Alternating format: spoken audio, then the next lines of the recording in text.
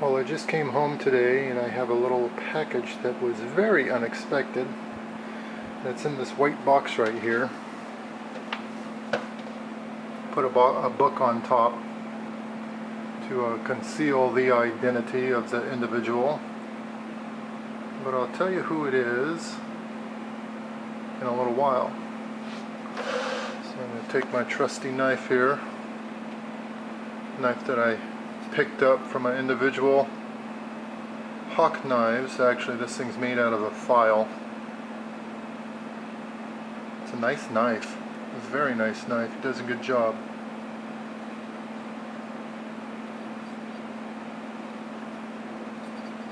Very ergonomical. Fits in the palm of your hand. Even for big hands. So I will open up this box here with my knife and I'll get back to you. Inside the box is a note that says, "Hey John, here's some things you might enjoy. I'm sending that big basalt blade I made and showed on an earlier video and some chaga for you to mess around with. Thanks for the obsidian you sent last year. I'm finally getting caught up on sending out a few thank you boxes. Enjoy." So let's see what we have here.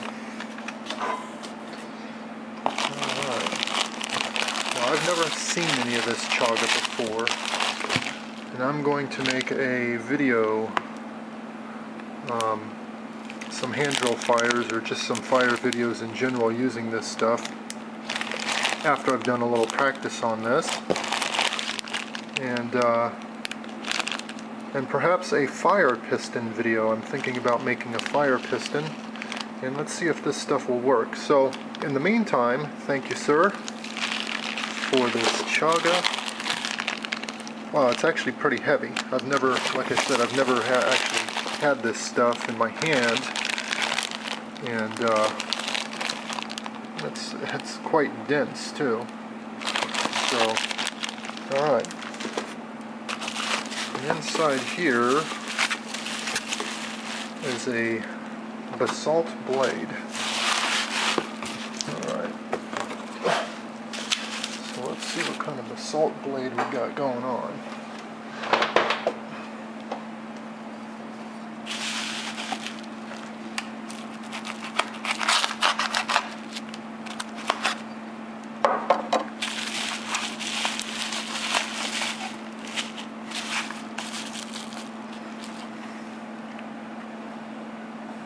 This wood right here looks pretty good. I wonder if I can make a hand drill fire with this stuff, using this as a hearth board.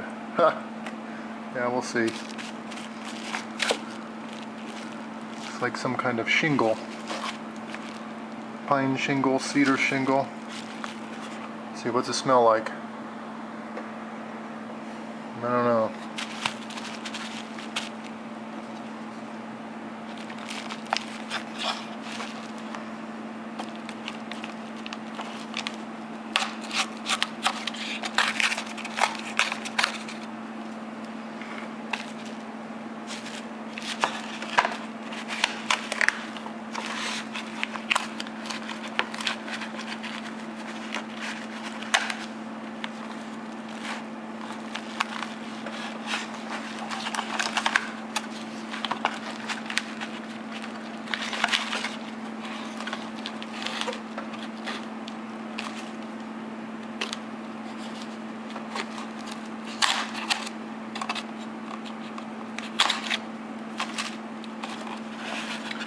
Now, I'm kind of a basalt junkie. I have some obsidian, but I'm into basalt. I just like this stuff for some reason.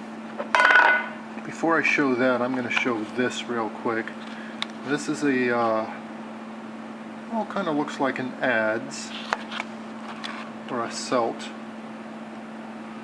And I found this piece of material on a mountain that's, about an hour and a half north of me, and I said, you know, this looks like it might make a good piece to nap, or a good piece to to make a celt out of. And so what I did is I used some sandstone, like this here, some sandstone, and some water, and made me a celt. Now I haven't used it yet, but it's pretty sharp. I like to kind of take down some of this bulbous area on it, but this is a chunk of basalt, and basalt was used by the Native Americans quite a bit. It fractures conchoidally, and it's sharp enough to cut with, to make arrowheads with and whatnot. So, having put that aside, let's see what we have inside here.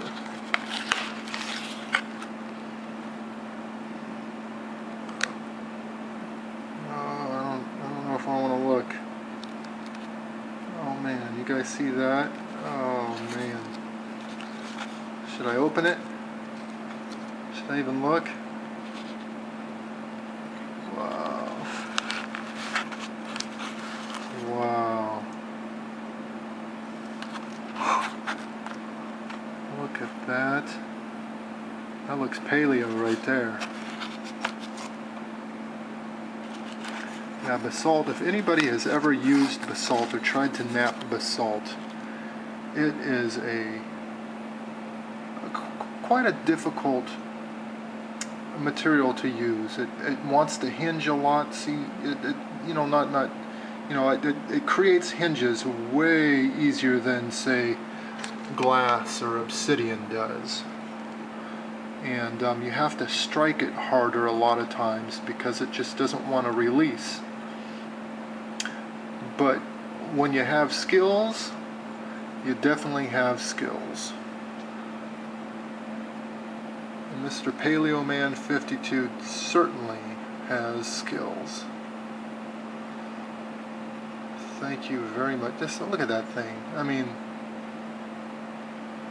thin, straight, hinge free. Edges are sharp. There really aren't any crush marks. Beautiful flaking.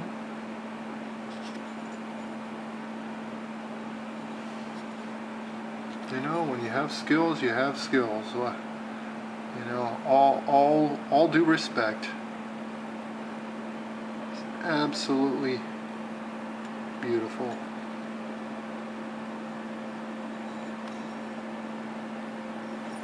I mean, look at that thing.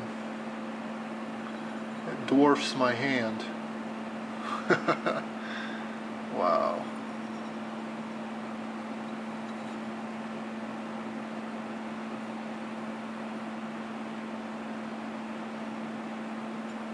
Thank you, Mr. Paleo Man 52.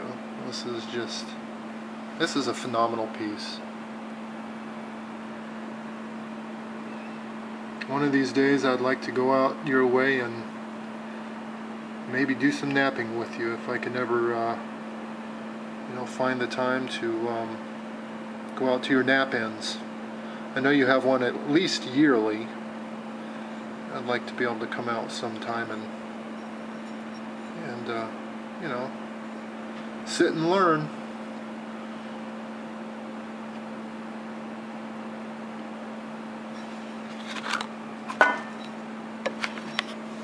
Now that basalt is a little bit different than this basalt.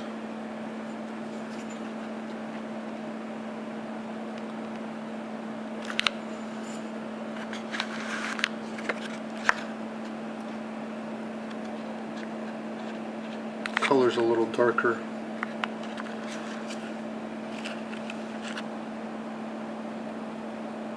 But they're both basalt. And I know I have some basalt in here. I napped a couple of basalt pieces. Here's a point I napped right there, made of basalt. It's practically the same color. Almost might be even the same source, I don't know. That's basalt there. And I know I have another one in here somewhere. A couple of them. Here's a basalt piece that I napped. But it's, like I said, basalt is it's a rough material. Rough material to use. So I think, yeah, here's another one. I have one more in this little lot of arrowheads that I've napped over the months. And that's another basalt point there. And if you notice, my basalt has, it has a little white inclusion on the big blade here, and mine has a little white inclusion on the end there, on the stem. So it might be the same source, it might not be.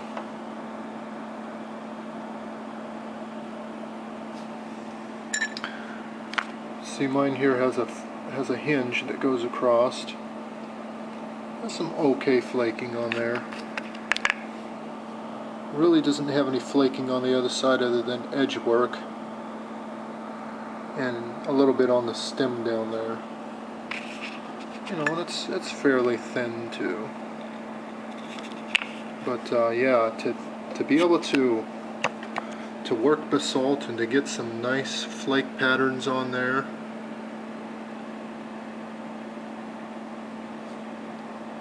to get it thin,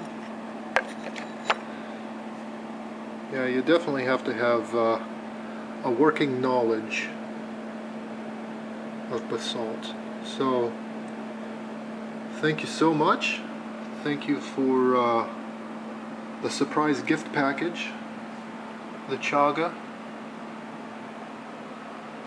and the big blade there. And thank you to everybody who has recently subscribed. I certainly appreciate it. And the fireboard I have over here, made out of redwood and a yucca spindle.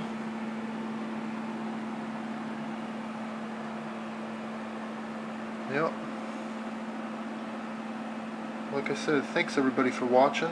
Thank you, Mr. Paleoman 52, for an awesome package. I didn't expect it at all, but thank you.